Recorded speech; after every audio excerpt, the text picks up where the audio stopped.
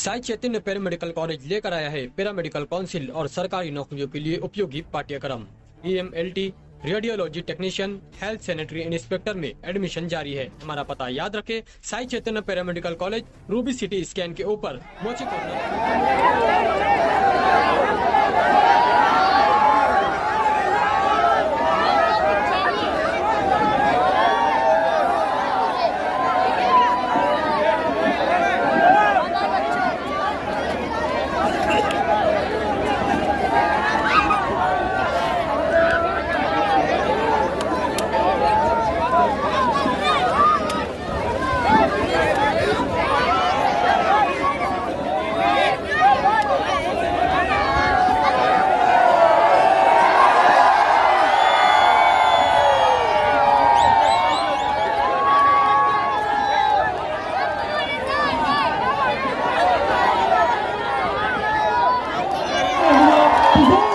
इस्तेमाल करें।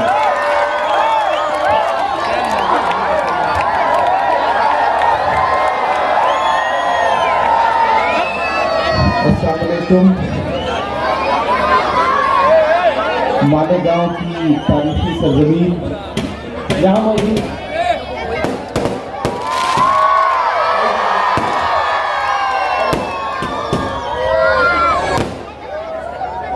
यहाँ मौजूद आपकी कैंडिडेट डॉक्टर शोभाताई बच्छाव, यहाँ मौजूद DCC श्री कोतवाल जी, राजाराम पान गवाने जी, नासिक के अध्यक्ष आकाश शाजर जी, पूर्व मंत्री अनीस अहमद साहब, शेख हनीफ साहब, यहाँ मौजूद महाराष्ट्र मुंबई के प्रभारी अल्पसंख्यक विभाग के अहमद खान साहब, यहाँ मौजूद नोबी इंजीनियर गाला जी, अब्दुल रहमान रिजवी साहब और इस प्रोग्राम के रूहे रवा एजाज बेग साहब। मेरा ख्याल है कि मैं जल्दी दूसरी बार आ गया हूँ। थोड़े दिन पहले मालेगांव आपके बीच में फिर आया था,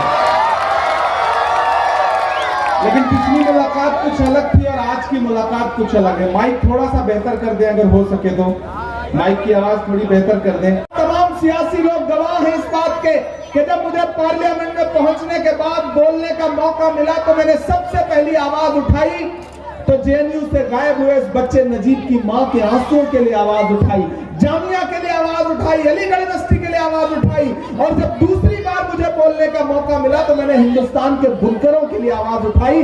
गूगल पर चेक कर लीजिएगा, पार्लियामेंट में बुनकरों के लिए बोला मैं आपके लिए बुनियादी काम करना चाहता हूं और वो काम तभी होगा जब इंडिया अलायंस की सरकार बनेगी। और इंडिया अलायंस की सरकार बनने के लिए एक सीट जरूरी है। धुले से आप शोभाताई बच्छाव को जिता करके पार्लियामेंट पहुंचाइए। आने वाले दिनों में एक जिताइए, एक फ्री पाइए। इससे अच्छा ऑफर तो कुछ हो ही नहीं सकता। एक सांसद जिताओगे, एक खासदार जिताओगे, एक साथ में फ्री पाओगे। ये लोकसभा में खड़े होकर के धुले के लिए मालेगांव के मुद्दे पर लड़ेंगी और मैं इस बहन का साथ देने के लिए राज्यसभा में खड़ा होकर के आपके मुद्दों पर लड़ूंगा। तो ये जल्दी निकलेगा मेरे भाई, वक्त बहुत कम है, मैं जानता हूँ। दो चार थे। हाँ, शायरी भी सुना दे। शायरी नहीं सुनाएंगे तो काम भी नहीं चलेगा।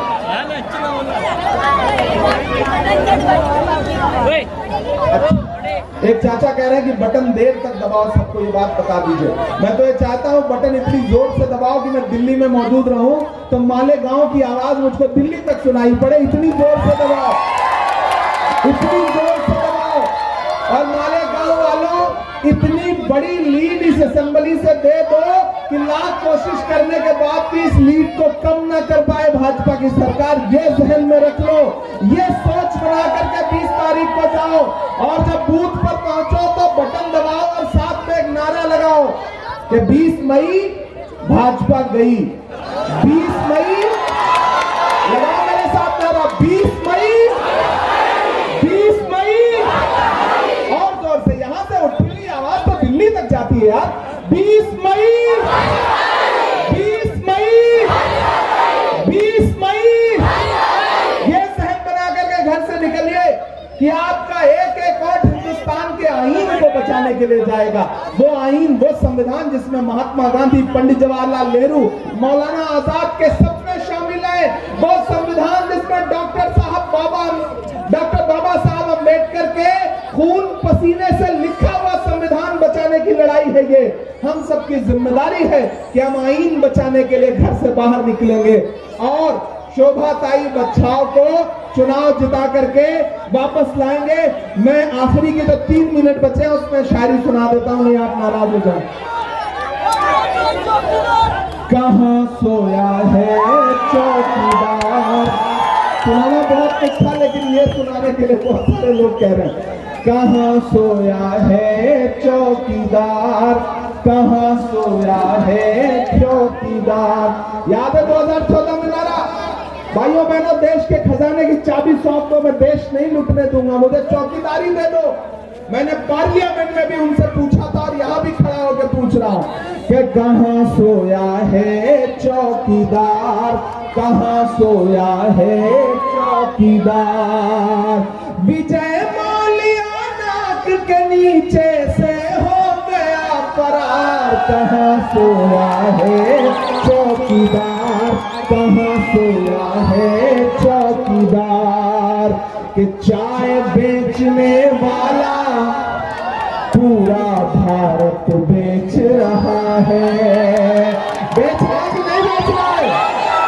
चाय बेचने वाला पूरा भारत बेच रहा है, इसी काम में हासिल उसे महारत बेच रहा है।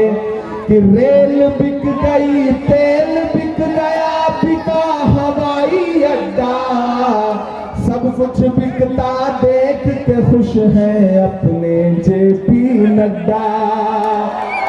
कि जनता महंगाई की मारी करती हाहाकार, कहां सोया है चौकीदार, कहां सोया है चौकीदार। मालेगांव वालों, हजारों किलोमीटर दूर से आया हूं, मेरे आने को मायूस मत होने दीजिएगा, मेरे आने को जाया मत करिएगा।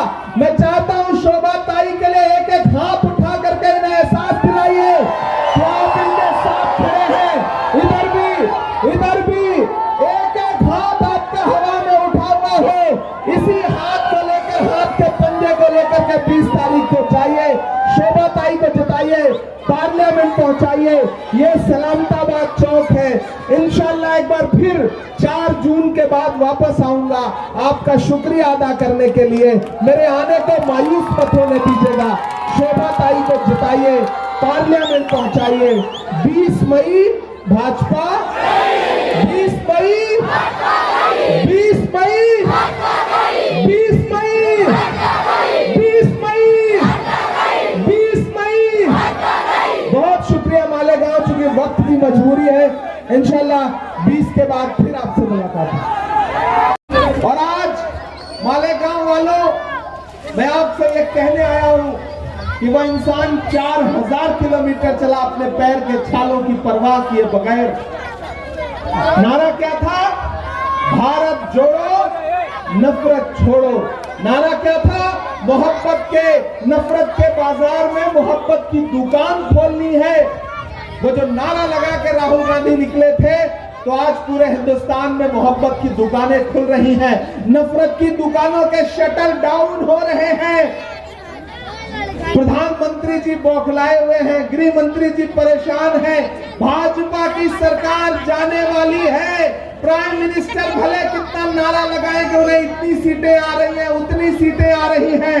पिछले दिनों प्रेस कॉन्फ्रेंस करके राहुल गांधी ने कहा कि इस लोकसभा इलेक्शन में भाजपा किसी भी कीमत पे 180 सीट का आंकड़ा नहीं पार करेगी, नहीं पार करेगी, नहीं पार करेगी।